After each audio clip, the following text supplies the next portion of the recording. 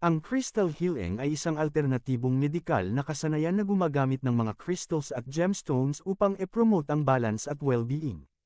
Ang teoryang nasa likod ng crystal healing ay ang bawat uri ng kristal ay may magkakaibang vibrational frequency, na maaaring magamit upang maka-attract ng magandang harmony, at magandang daloy ng enerhiya sa loob ng katawan ng isang tao.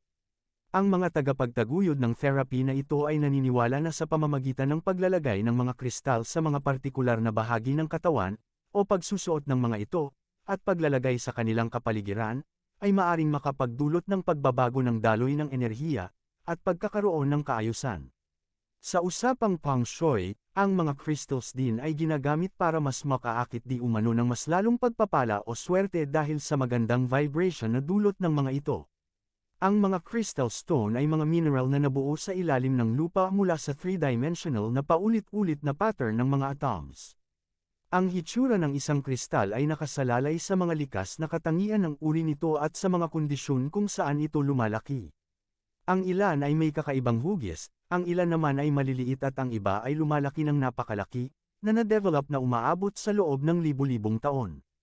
Ang iba't ibang uri ng mga crystals ay may iba't ibang enerhiya at katangian, at sa pagitan ng mga ito ay maaaring makaapekto sa ating mental, pisikal, espiritual at emosyonal na aspeto. Ang pagkilala patungkol sa mga healing na naidudulot ng mga crystals ay nakapaloob na sa maraming panahon at kultura, ang ilan ay nagsimula pa noong daan-daang taon. Ang pag-heal gamit ang mga kristal ay karaniwan sa mga lugar tulad ng Egyptian, Hebrew, at Mayan gayon din sa mga kulturang Native American, Indian, Greek, Roman, Chinese, at Tibetan.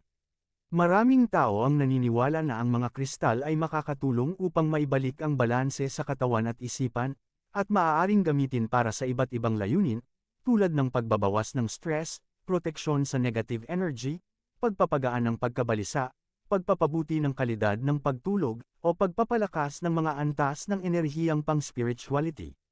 Ginagamit din ang mga crystals bilang talisman o agimat.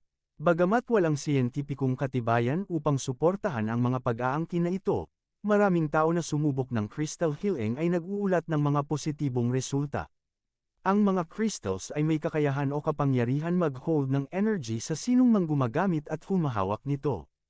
Ang mga crystals ay maaaring mag-hold ng mga positive energy o positive programming na maaaring magdulot ng magandang vibration sa kapaligiran.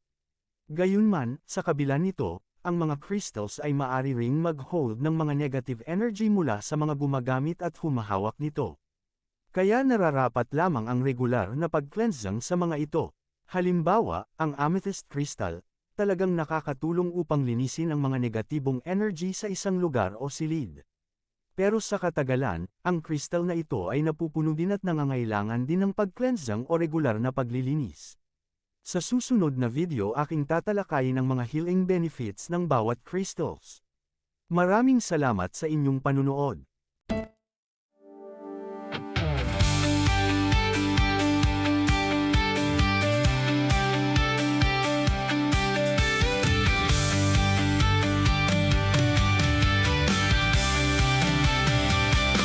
May araw pa bang sisikat sa dulo ng daan?